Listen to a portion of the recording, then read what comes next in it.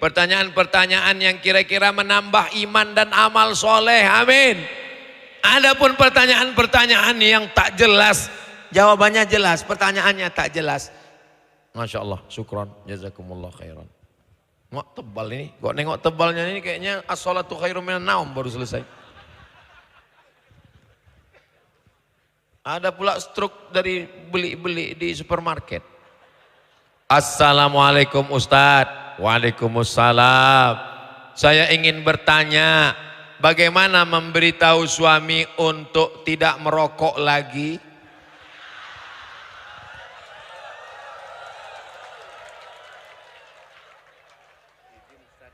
Sudah lama ada orang anak hilang, mau saya sampaikan sejenak boleh? Jangan kemana-mana, kita lanjutkan setelah yang satu ini. Jangan ibu pulang dari pengajian lalu ibu panggil suami ibu mentang-mentang udah ngaji. Sini bang, duduk. Ya ayyuhalladzina maroko. Tak bisa, karena ibu tetaplah seorang ibu rumah tangga. Maka ibu pakai lidah orang lain. Pas acara arisan keluarga, ibu bisikkan ke Abu Abi Tengku yang ceramah. Kebetulan Ustadz dari Ikatan Alumni Timur Tengah.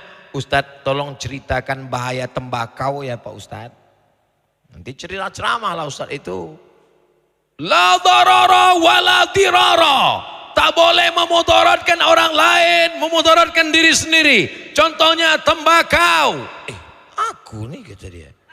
Nah, habis itu khutbah Jumat, sampaikan ke pengurus, Pak pengurus, tolong singgungkan sedikit masalah tembakau nih pengurus. Khutbah Jumat. Jamaah Jumat yang dimuliakan Allah. Hari ini ada orang yang membakar uangnya. Padahal Allah mengatakan, innal mubadzirin, orang yang mubadzir, kanu ikhwana syayatin, saudara setan. Aku juga nih. Jadi dari mulai khutbah Jumat, pengajian arisan keluarga, pengajian di masjid, akhirnya, tapi jangan lupa ada yang lebih hebat daripada pengajian. Ad-du'a silahul mu'min. Ibu bacakan Al-Fatihah, bertawassul kepada Rasulullah. Ya Allah, tutupkan pintu hati suamiku ini ya Allah. Tidak sulit bagi Allah. Innama amruhu idza arada syai'an ayaqula lahu kun. Lalu kenapa dibuat Allah begitu panjang ceritanya? Prosesnya. Allah ingin buat ibu dapat nikmat lebih hebat daripada dunia dan seisinya. Ayyahdiyallahu bika rajulan wahidan. Satu orang dapat hidayah karena mulutmu, khairum min humurin na'am, lebih baik daripada seekor unta yang merah. Dalam riwayat lain, khairum minad dunya wa ma fiha, lebih baik daripada dunia dan seisinya. Mudah-mudahan ibu yang risau dengan suaminya merokok segera berhenti insyaallah. Amin ya rabbal. Macam-macam kertasnya ada kartu nama. Apakah boleh bagi kita untuk mengulang hafalan Quran ketika sedang dalam keadaan haid bagi perempuan Pak Ustadz? Mazhab yang paling tua Imam Hanafi, tidak boleh perempuan dalam keadaan haid membaca Quran, memegang Quran, membawa Quran. Mazhab Maliki tidak boleh, mazhab Syafi'i tidak boleh, mazhab Hambali tidak boleh, tapi ada pengecualian. Mazhab Maliki boleh perempuan yang sedang uzur haid mengulang hafalan an zahri qalbin, dalam hati. Jadi nanti kalau bapak lihat ada ibu-ibu diam aja, itu sedang ngulang hafalan, diam aja dia. Tanya dulu, ibu hafal Qurannya? Enggak. Itu berarti sedang memikirkan tagihan. Mazhab Hambali boleh, catatan guru yang sedang mengajar Quran, ustazah sedang ngajar, maka dia boleh baca tapi putus-putus. Ya ayyuhalladzina amanu kutiba alaikumus siyam kama kutiba alal ladzina min qablikum la'allakum tattaqun. Tak boleh baca sekali lurus. Jadi kesimpulannya dari 4 mazhab boleh membaca 2. Yang pertama mengulang hafalan dalam hati, yang kedua mengajar dengan putus-putus tidak nyambung. Adapun selain dari itu tidak boleh baca Quran, tidak boleh pegang Quran, tidak boleh bawa Quran. Izinkan saya bertanya pada malam yang berbahagia ini. Apakah kita berdosa jika kita menegur orang tua kita ketika tahu perbuatan yang mereka lakukan salah? Kuntum khaira ummah. Kalian ini umat yang terbaik. Kapan kita menjadi umat yang terbaik? Ta'muruna bil ma'ruf. Ajak orang buat baik. Wa tanhauna 'anil, larang orang buat mungkar. Jadi kalau orang tua kita mabuk Pak Ustadz, orang tua kita main judi Pak Ustadz, orang tua kita ke dukun Pak Ustadz, apakah judi, dukun dan mabuk itu mungkar? Mungkar. Maka kita cegah. Caranya. Jadi jangan mentang-mentang udah ngaji, udah tobat, udah hijrah, dekat dengan Abu, Abi, Tengku, Ustadz, pulang ke rumah, munafik.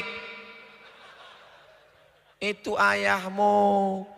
Kalau kau panggil dia, setan, berarti kau anak. Coba lihat Nabi Ibrahim alaihissalam.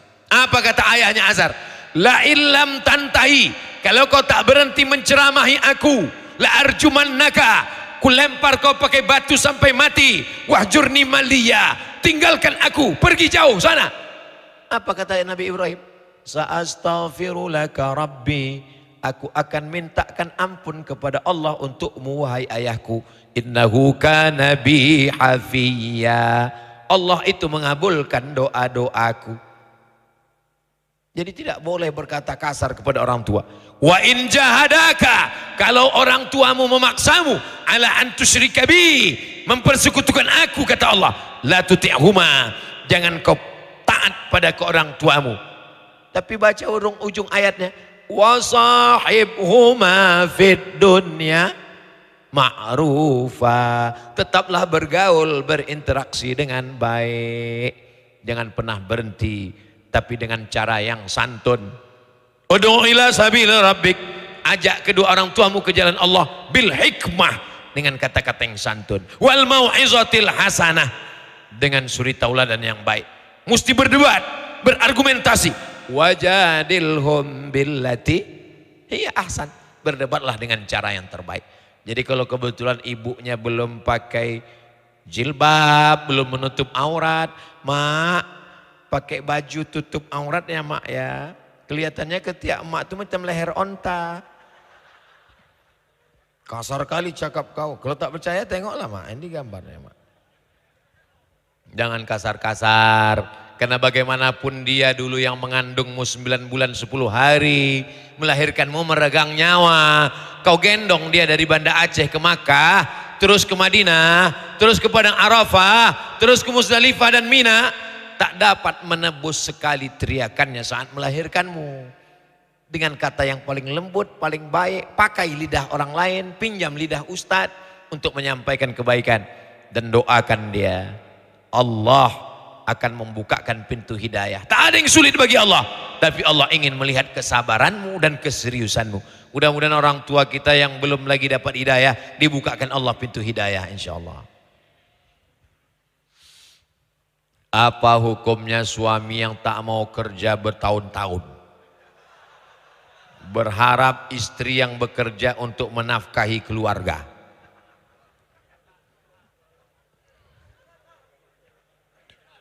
Masih ingat sirat ta'liq?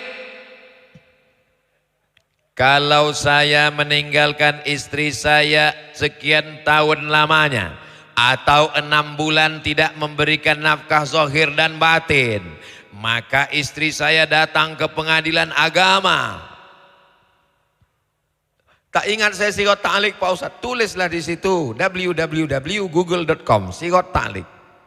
Tulislah di situ di YouTube. Nanti kau dengar bunyi sirat ta'liq. Istri yang tak dinafkahi 6 bulan, maka dia datang ke pengadilan agama, lalu kemudian hakim akan menjatuhkan kalau cukup syarat, karena sudah ditaklikkannya kepada hakim. Tapi ini istri kan solihah baik, tak mau dia jauh dari abang, walaupun tak kerja tetaplah buah hati belayan jiwa Pak Ustadz. Susah untuk berpindah ke lain hati Pak Ustadz. Maka bagaimana caranya menyuruh dia bekerja? Gimana caranya? Laki-laki itu punya 5 kewajiban, kalau tidak dia laksanakan berarti dia meninggalkan kewajiban dosa. Yang pertama, ngasih makan. Ibu udah dikasih makan? Banyak yang belum makan orang. Yang kedua, memberi pakaian tanpa saya tanya. Saya sudah tahu karena semuanya menutup aurat. Sampai pramugari pun kalau sudah sampai ke Bumi Nangro Aceh Darussalam langsung nutup aurat. Pas sudah keluar baru dibukanya balik. Yang ketiga, tempat tinggal. Apakah ibu sudah dikasih tempat tinggal? Sudah. Yang keempat, pendidikan. Aslinya istrinya di rumah, suami yang mendidik. Tapi karena suaminya pun tak bisa, dibawanya ke masjid Haji Kecik Lumi, dibawanya ke tablik akbar pengajian supaya mendengarkan pendidikan. Aku tak bisa mengajarmu, Mam. Dia selalu manggil istrinya Mami. Mami yang ada dalam film Mami Return itu. Aku tak bisa mendidikmu, maka kuawak kau pengajian. Pertama, makan. Kedua, pakaian. Ketiga, tempat tinggal. Keempat, pendidikan. Kelima, perhatian. Jadi kalau ada perempuan tidak diberi perhatian, dia akan mencari perhatian suami tetangga. Nah, itulah dia kalau berjalan berbunyi kakinya kerincing, kerincing, kerincing, kerincing. Wajahnya biasa aja, lipstiknya 3 inci. Mencari perhatian orang.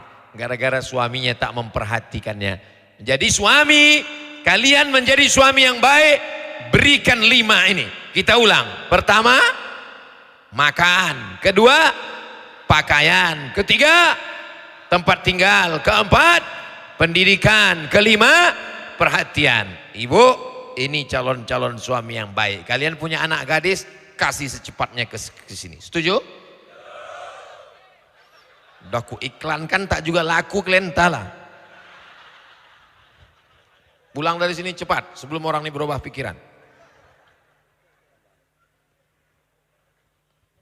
Mau sampai duha ini namanya.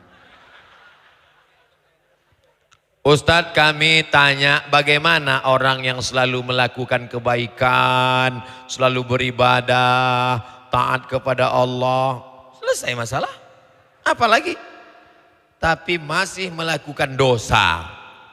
Ini namanya STMJ, sholat terus maksiat jalan. Orangnya selalu melakukan kebaikan, selalu beribadah, sholat, puasa, taat kepada Allah, tapi masih melakukan dosa. Dosanya apa? Pacaran. Ya Allah, barokah jamaah yang hadir malam ini, lebih 40 orang, lebih 400 orang, lebih 4.000 orang. Mudah-mudahan semua yang pacaran putus. Yang pacaran putus. Udah selesai. Insya Allah berhenti, dia tak berdosa lagi. Apalagi udah putus. Laki-laki perempuan pacaran. Jalan sana, jalan sini, jalan sana, jalan sini, gembong masuk angin. Yang rugi laki-laki apa perempuan? Yang muntah laki-laki apa perempuan? Yang hamil laki-laki apa perempuan? Yang meregang nyawa melahirkan anak laki-laki apa perempuan? Yang malu laki-laki apa perempuan? Masih mau pacaran? Bodoh. Udah begitu hancur babak belurnya, mau juga lagi pacaran. Orang ini ya enak, apalagi playboy cap tupai. Lompat sana, lompat sini, lompat sana, habis anak orang macam pokok kelapa dibuatnya. Habis pokok kelapa tuh lobang-lobang, lobang sini, lobang sana. Apalagi playboy cap gayung, cedok sana, cedok sini, cedok sana, cedok sini. Kalian laki-laki nih kan, kalian akan menikah dengan perempuan dan anak kalian nanti akan anak perempuan. Ustadz, anakku laki-laki. Aku laki-laki, adikku laki-laki, anakku laki-laki. Yang pertama Mizian Hazik Abdillah, yang kedua Sami Ahmad Misbahi Ibadillah. Laki-laki. Kenapa tak perempuan? Mana aku tahu?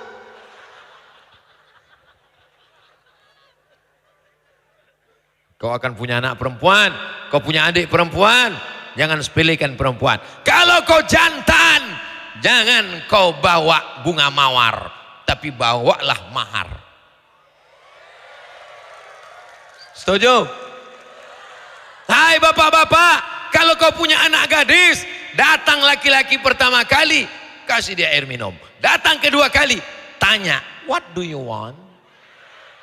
Kau mau apa datang kemari? Ini udah dua kali kau datang kemari. Mau bawa anak bapak sekali aja. Kau pikir anakku ini toples?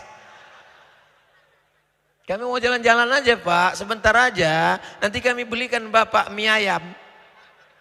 Tak ada mie ayam, pergi kau. Datang ibu itu dari dapur. Kasihlah bang, kita dulu lebih parah dari itu lagi bang.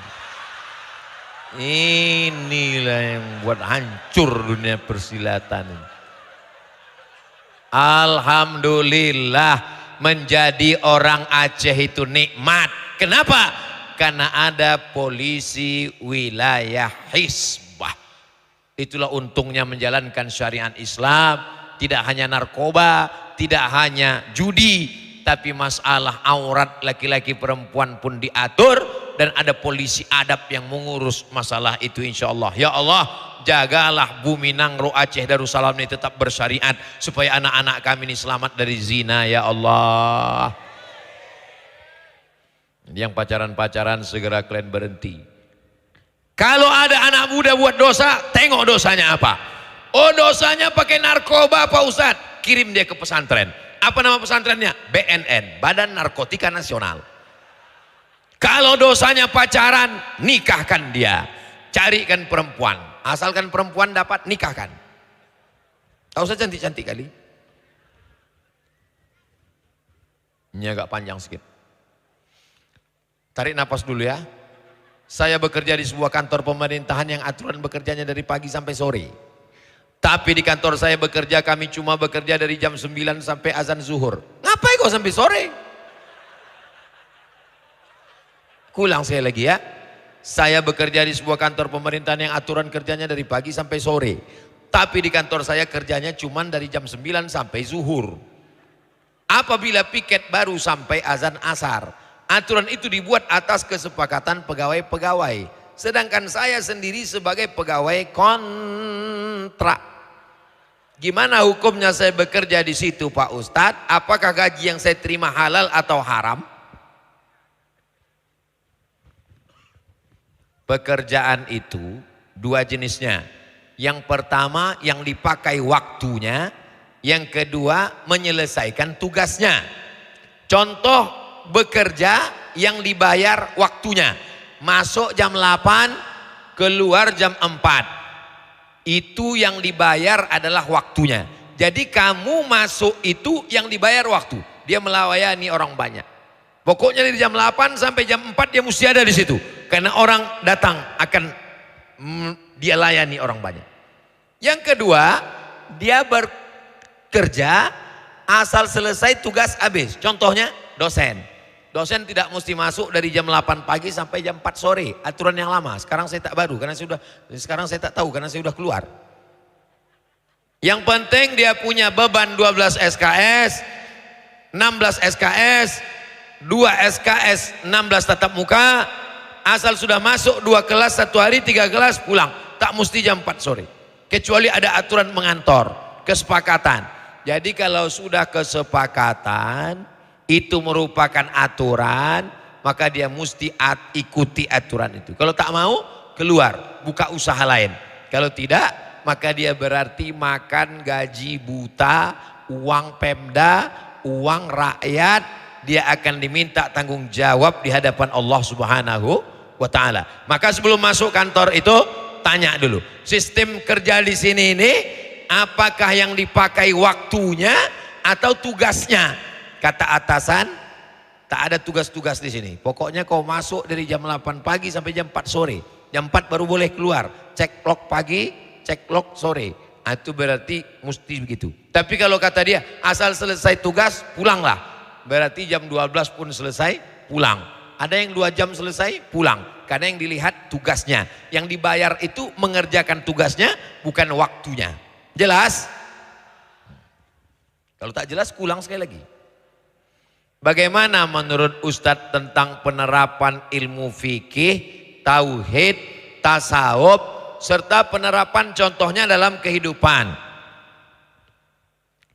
Perempuan auratnya semua mesti ditutup, kecuali wajah dan telapak tangan. Pertama, akidah. Kedua, fikih. Ketiga, tasawuf atau akhlak. Pertama, akidah. Kedua, fikih. Ketiga, akhlak atau tasawuf. Kenapa disebut tasawuf? Karena diambil dari kata sofa, artinya suci, mensucikan hati dari hasad, dengki, busuk hati, iri, hasad. Membersihkan hati, tazkiyatun nafs. Ada ustadz ceramah di masjid. Kalau kamu menjalin transaksi hutang piutang, maka bayarlah tepat pada waktunya. Itu pembahasannya tentang akidah, fikih atau akhlak? Tentang fikih. Karena terkait tentang hutang piutang, muamalat. Ada ustadz ceramah, Allah itu mengetahui segala perbuatan kita. Walaupun kita berada di dalam toilet, kamar mandi berbuat dosa, sebesar ujung rambut, sebesar ujung pisau, sebesar ujung jarum, sebesar tapak kaki semut yang hitam di tengah malam yang gelap. Ini masalah akidah, fikih atau akhlak? Akidah. Marilah kita mensucikan hati kita. Jangan sampai kita dengki menengok orang. Ada orang rumah baru sakit jantung koroner. Ada orang mobil baru naik darah tinggi. Ada orang bini baru kita langsung mati mendadak. Ini masalah apa? Akhlak. Maka dimanapun ngajinya itu tak keluar dari tiga. Akidah, fikih, dan akhlak. Dari mana sumbernya? Dari hadis Jibril. Akhbirni anil iman, anta syahada alla antu minabillah wa malaikatihi wa kutubihi wa rusulihi wal yaumil akhir wa bil qadari khairihi wa syarrihi. Akhbirni anil islam, anta syahada an la ilaha illallah wa anna muhammadar rasulullah wa tuqimas shalah wa tu'tiyaz zakah wa tasuma ramadan wa tahujjal baita in istata'ta ilaihi sabila. Akhbirni anil ihsan, anta ta'budallaha ka'annaka tarahu fa illam takun tarahu fa innahu yaraka. Beribadahlah engkau seakan-akan Allah melihatmu. Kalau kau tidak bisa melihat Allah, maka Allah melihatmu. Itulah penerapan dan konsep tiga: iman, Islam, ihsan, akidah, fikih, dan tasawuf. Apakah berdosa jika tiap pagi sholat subuhnya lambat? Ini nampaknya mau nawar-nawar ini. Manama, siapa yang tidur walam yusalli, sampai kelewatan tak sholat subuh, balas syaitanu fi udhunih, setan kencing di telinganya. Allah masih sayang, tak nampak tulisannya. Kalau Allah tak sayang, disingkapkan Allah hijab, tertulis ini WC setan. Maka jangan sampai tidak sholat subuh. Jam itu di setel. Di Aceh sholat subuhnya jam berapa? Jam 5. Astel jam 5. Saya alhamdulillah walaupun udah tua, itu jam kalau udah berbunyi pasti saya bangun. Kecuali kalau saya datang pulang lembur pengajian dari luar kota jam 3. Kalau udah jam 3 pulang saya tak tidur lagi. Bagus saya tunggu azan subuh. Karena kalau saya tertidur nanti terlewat sholat subuh. Jadi kalau ada orang Aceh sholat subuh jam 5. Pulang dia ke rumah habis nonton bareng jam 4.30. Bismika Allahumma ahya wa amut. Itu bukan tidur. Memang sengaja tak mau sholat subuh. Bangun jam 8. Sholat subuh. Heran anak saya itu Pak Ustadz, sejak dengar pengajian Ustadz sholat subuh, sholat duhanya pun berkunut sekarang. Iyalah subuh kesiangan. Karena memang susah bangun walaupun sudah memasang alarm dibangunkan oleh kawannya. Apakah ada solusi atau doa yang bisa diamalkan Pak Ustadz? Tidur cepat, jangan sampai lambat tidur. Tidur cepat, jam 10 tidur. Udah jam lewat 11 Ustaz. Insya Allah habis ini pulang kita langsung. Saya sejak Piala Dunia ini nggak bisa tidur cepat Pak Ustadz. Karena udah terbiasa malam. Pulang dari sini, kau beli antimo. Langsung tidur. Tapi sebiji, jangan sepapan. Seminggu tidurnya. Dan siang jangan tidur siang terlalu lama.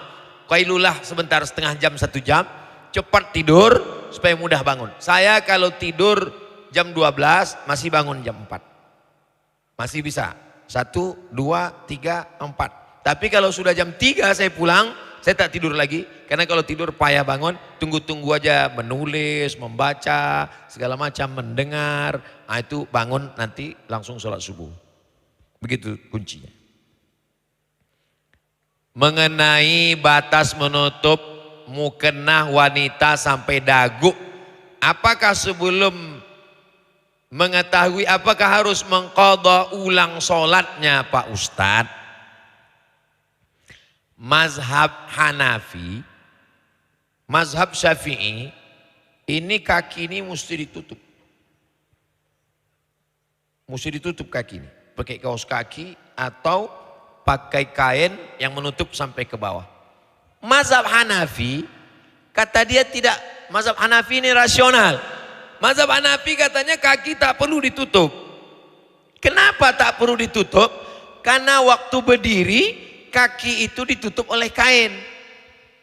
Waktu tegak tapak kaki itu tertutup otomatis. Waktu sedang sujud kaki itu tertutup dengan kain. Maka kaki itu di dalam. Untuk apa ditutup? Kata rasional mazhab Hanafi. Mazhab Syafi'i, kaki itu disampul dengan kaos kaki. Karena dikhawatirkan terbuka. Mazhab Hanafi enggak. Kenapa? Karena waktu berdiri tapak kaki nempel ke bawah. Waktu ruku, sujud, kain menutup ke bawah. Jadi kata dia, untuk apa ditutup? Itu argumentasi orang yang kainnya kemari waktu dagu. Kenapa? Karena tak ada, karena pangkal dagu ini ke bawah. Tak ada orang menengok. Mana ada orang menengok? Pangkal dagu ini ke bawah. Jadi kalau ada orang pakai mukena, di sini kainnya, maka pangkal dagu ini, kecuali kalau dagunya panjang kemari. Atau 2 dagunya, 1 di sini, 1 di sini. Itu argumentasi rasional mazhab Hanafi tentang kaki yang dikiaskannya kemari. Jadi bagi yang sudah terlanjur dia tidak qadha lagi. Adapun yang akan datang kalau dia khawatir, da'ma yaribuka ila ma la yaribuka. Tinggalkan yang meragukanmu kepada sesuatu yang tak meragukanmu. Kalau ragu kemari, maka angkat ke sini sampai kemari sehingga tak ragu lagi. Jadi ada mukena itu yang dipasang, ada tambahan kain begini biar supaya tidak terbuka pangkal ini. Apa hukum barang yang ditemukan di laut? Luqatah. Luqatah barang yang jatuh. Likulli saqit laqit. Setiap barang yang jatuh ada yang menemukannya. Nama barangnya luqatah. Orang yang menemukan namanya laqit. Apa hukum barang yang ditemukan ketika bencana seperti banjir? Karena yang saya baca dalam salah satu kitab, Matan Takrib, luqatah adalah barang temuan yang ditemukan di jalan, di tanah. Ditemukan di jalan. Dari mana dia? Jatuh. Apa beda orang berjalan di jalan dengan orang di laut naik sampan? Beda transportasi. Di jalan dia naik kuda, naik pedati, naik kendaraan. Di laut dia naik sampan, naik perahu. Sama-sama barang yang jatuh. Maka dia tetap dihitung sebagai barang temuan, diumumkan selama setahun.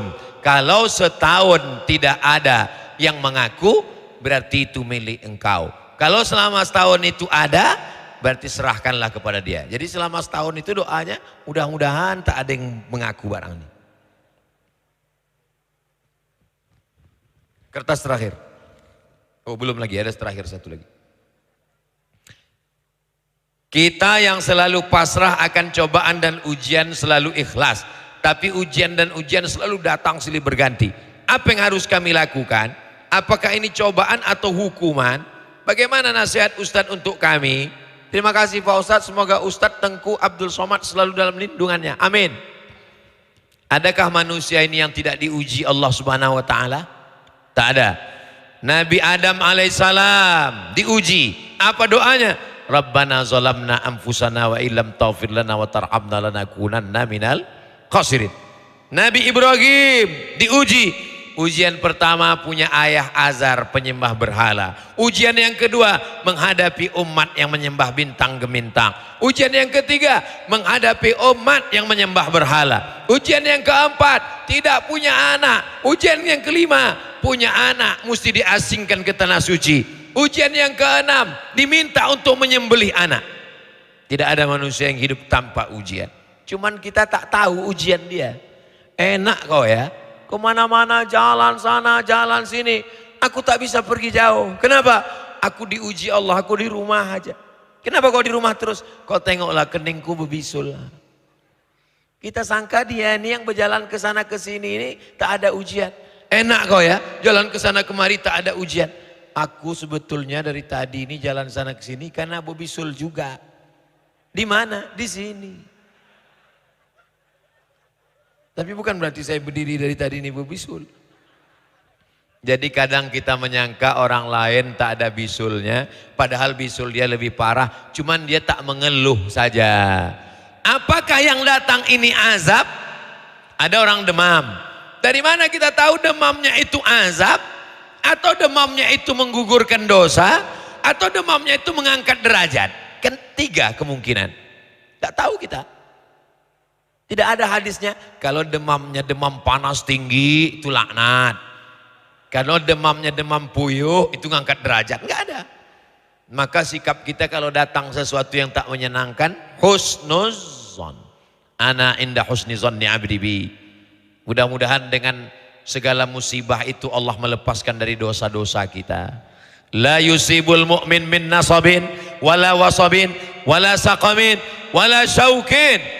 Orang yang duri menusuk tapak kakinya, demam panas, gundah gulana, sakit kepala, kaffarallahu anhu biha sayyiati. Dengan itu Allah menghapuskan segala dosa-dosanya. Kertas terakhir. Kertas yang terakhir ini merah pula tintanya. Bagaimana cara mendekatkan atau mendatangkan jodoh untuk saya? Saya seorang akhwat. Rezeki harimau tidak tertukar dengan musang. Kalaulah rezeki musang ditangkap, tahu musang? Bukan musang king, itu durian. Kalaulah rezeki musang ditangkap harimau, maka musang itu sudah punah di dunia ini. Apakah masih ada musang sekarang? Masih. Kalau musang itu rezekinya diambil harimau, karena harimau lebih cakarnya lebih tajam, karena harimau lebih kuat, lalu dimakannya rezeki musang, maka sudah lama musang itu punah. Namanya musang saurus. Buktinya harimau tetap ada, musang tetap ada. Itu bukti bahwa rezeki sudah dijamin Allah Subhanahu wa taala. Apa kata Imam Al-Hasan Al-Basri? Alimtu anna rizqi la ya'khudhuhu ghairi. Aku tahu rezekiku tak akan mungkin diambil orang. Fatma'anna qalbi, maka hatiku pun menjadi yakin. Rezeki kita tak akan mungkin diambil orang. Rezeki kita mesti kita yang mengambilnya. Kalau kita Ahlus Sunnah wal Jamaah, kita yakin rezeki itu punya kita dan kita berusaha untuk mengambilnya insyaallah. Jadi calon suami kalian tak akan mungkin diambil oleh tetangga kalian. Amin. Malu pula orang yang mengaminkan. Jadi tak ada rezeki yang tertukar. Rezeki itu lebih tahu alamat kita daripada kita mengetahui rezeki kita. Begitu yang disebutkan dalam hadis Nabi Muhammad sallallahu alaihi wasallam. Tapi jangan gara-gara ini lalu kita menjadi Jabbariyah. Kalau ditanya, gimana? Ada ingin menikah? Serahkan pada Allah. Ini bukan Ahlus Sunnah, ini Ahlul Bid'ah. Namanya Jabbariyah.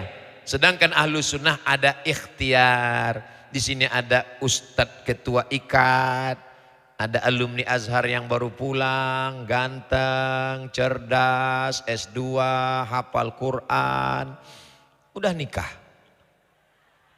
Ada yang masih lajang, temui Ustadz Tengku Fadil. Tengku Fadil ada tak stok-stok yang lama pun tak apa-apa. Temui Ustadz Tim Uas, Ustadz Nazar, ada tak yang second pun tak apa. Nah, temui. Gitu, ada ikhtiar dan usaha. Boleh seorang wali menawarkan adiknya, anak gadisnya. Ditawarkan. Besok kau datang ke rumah ya. ini aku mau jumpakan sama adikku. Datanglah kalian ke rumah abang ini. Habis itu disuruhnya lah adiknya keluar. Nah, keluar dia bawa teh manis.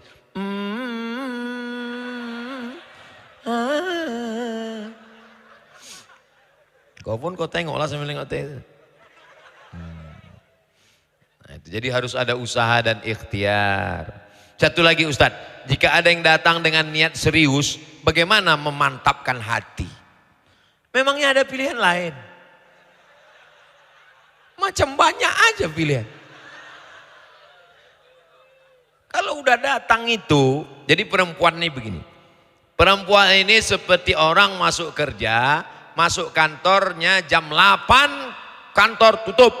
Keluar dari rumah jam 7. Jam 7, lewatlah bis pertama. Lewat bis, tem, kata klakson bis. Penuh kali bisnya.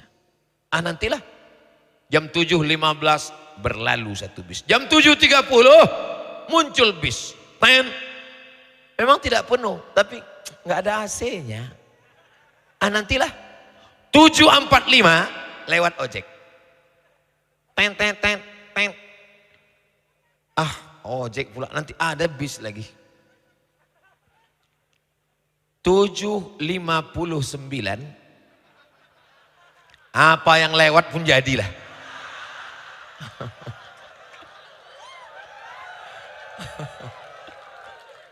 Macam paham aja kalian. Jangan banyak pilih, nanti terpilih-pilih, tebu, terpilih bukunya. Makanya dalam hadis yang kalian pilih itu kata Nabi cuma 2 saja. Idza ja'akum man tardawna dinahu. Wahai perempuan-perempuan, kalian punya wali, ayah kalian, datuk kalian, abang kalian, adik kalian, paman kalian. Kalau datang laki-laki meminang anak, keponakan, cucu kalian, 2 saja. Tardawna dinahu, baik agamanya, wa khuluquhu, baik akhlaknya, fazawwijuhu, nikahkan dengan dia. Kalau tak kau nikahkan, takun fitnatun fil ardi wa fasadun arid, akan terjadi fitnah wa fasadun arid, kerusakan. Memilih laki-laki sifatnya 2, baik agamanya, baik akhlaknya. Memilih perempuan sifatnya 4. Tungkahul mar'atu li arba', perempuan itu dinikahi karena 4. 5 liha, karena kaya raya. Wali hasabiha, karena keturunan darah biru. Wali jamaliha, karena cantiknya, putihnya, tingginya, semampainya, rambutnya ikal, bak mayang terurai. Walidiniha, karena agamanya. Fasfar bidzatid din, pandang yang keempat karena agamanya. Karena kalau kau nikahi karena hartanya, harta binasa. Kau nikahi karena darah birunya, dipecat darah birunya. Kau nikahi dia karena cantiknya, perempuan macam bunga. Bunga itu sifatnya kembang, cantik, harum, semerbak, lalu kemudian dia pun akan layu. Satu-satunya bunga yang tak layu cuma satu, bunga plastik. Makanya banyak perempuan itu sekarang mukanya kresek semua isinya. Hidung kresek, dagu kresek, pipi kresek. Semua dicukur, semua disulam. Dulu kita tahu sulam kain, ini bibir disulam, mata disulam. Bangun tidur kusut semuanya. Assalamualaikum Ustaz Somad. Waalaikumsalam. Dulu Ustaz ceramah kata Ustaz perempuan itu dinikahi karena 4. Karena hartanya, karena bangsawannya, karena cantiknya, karena agamanya. Tolong Ustaz carikan saya yang ada 4-4-nya Pak Ustaz. Kalau ada 4-4-nya ngapa aku kasih ke kau? Tolong untuk yang ini nanti diedit. Bahaya ini. Masya Allah, tabarakallah. Kita mulai tadi jam 9:30. Sekarang sudah jam 11:15. Inilah ceramah Abdul Somad terpanjang hampir 2 jam. Wallahu Akbar. Masya Allah, tabarakallah. Di akhir majelis yang mulia ini, mudah-mudahan yang disampaikan tadi kita amalkan bersama.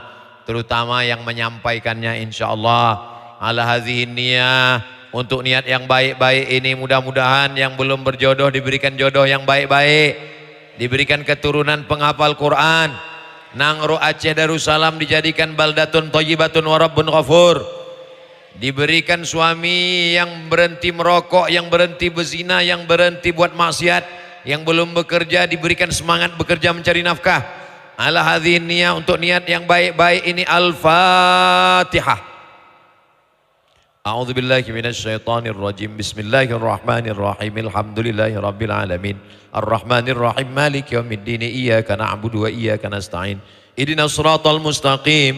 Siratal ladzina an'amta 'alaihim ghairil maghdubi 'alaihim waladdallin. Amin. Allahumma salli ala sayyidina Muhammad wa ala ali sayyidina Muhammad. Allahumma anzilir rahmata was salamata wal barakata ala hadhil jamaah. Turunkan keselamatan, kerahmatan, keberkahan kepada seluruh jamaah yang berada di Majlis Akbar lapangan Masjid Haji Kecik Lumi ini ya Allah. Allahumma la tada' lana dzamban illa ghafartah. Pulang kami dari majlis ini dalam keadaan bersih dari dosa-dosa. Wala dainan illa qadaitah. Lepaskan kami dari hutang piutang riba. Wala maridan illa syafaitah. Ada di antara kami yang sakit, angkat penyakitnya, sehatkan ya Allah. Wala mayyitan illa rahimtah. Yang sudah meninggal dunia, lapangkan kuburnya, selamatkan dari azabmu ya Allah. Wala hajatan min awaijid dunia, segala hajat dunia, hajat akhirat baik bagi kami, tunaikanlah ya Allah. Wala aziban illa zawajtah. Yang belum menikah, jumpakan dengan jodoh yang baik-baik. Wala raghiban illa anjabtah. Yang belum punya keturunan, berikan keturunan anak yang soleh dan solehah. Allahumma dafa'na al-ghala wal waba wal fahsya wal riba wal zina wal munkar. Selamatkan Nangro Aceh Darussalam dari malapetaka, bencana, riba, zina, narkoba, perbuatan keji dan mungkar. Rabbana fir lana dzunubana, ampunkan dosa kami, wali abaina, ayah kami, wali ummahatina, ibu kami, wali azwajina, pasangan hidup kami, wali masyayikhina, guru-guru kami, wali man hadarana, semua yang hadir di majlis ilmu ini ya Allah. Allahumma in kana rizquna fis sama', kalau rezeki kami masih tergantung di langit, turunkan ke negeri kami ya Allah. Wa in kana fil ardi fa akhrijhu, kalau masih tertanam di tanah, naikkan ke negeri kami ya Allah. Wa in kana ba'idan fa qarribhu, kalau masih ada di tengah lautan jauh, dekatkan ke tempat kami ya Allah. Allahumma rzuqnal istiqamata ala syariatil gharra wa tariqatil bayda. Berikan kami istiqamah dalam agama yang benar ini ya Allah. Allahumma ja'al akhir kalamina, jadikan akhir kalam kami ketika ajal kami sampai, kalimat yang terakhir keluar dari mulut kami, la ilaha illallah Muhammadur Rasulullah sallallahu alaihi wasallam. Kalimatu haqqin 'alaiha nahya, dengan itu kami hidup, wa 'alaiha namutu, dengan itu kami mati, wa biha nub'atsu, dengan itu kami nanti akan dibangkitkan di padang mahsyar. Rabbana atina fid dunya hasanah wa fil akhirati hasanah wa qina adzabannar. Wa sallallahu ala sayyidina Muhammad wa ala alihi wa sahbihi wa sallam, walhamdulillahi rabbil alamin. Taqabbalallahu minkum minna wa minkum taqabbal ya karim.